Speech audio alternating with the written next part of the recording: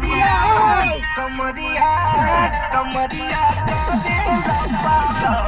Lollipop लागेलू कमरिया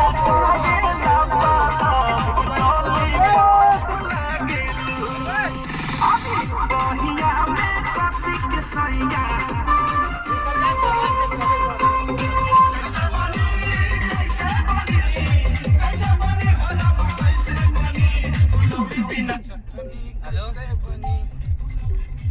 हमारे गांव जा रहे हैं। अरे बोल दो आए बाहर हो। नहीं है यहाँ पे। बाबूजी उमर चलो रखो, अभी कॉल करेंगे हम, तुमको मैसेज करेंगे तब कॉल करना कभी यार ठीक है, वो थोड़ा घूम रहे हैं, एंजॉय कर रहे हैं। ए गाना बजा रहे, गाना बजा रहे बाबा। गाना कौन बन गया? फोन गाना चालू कर।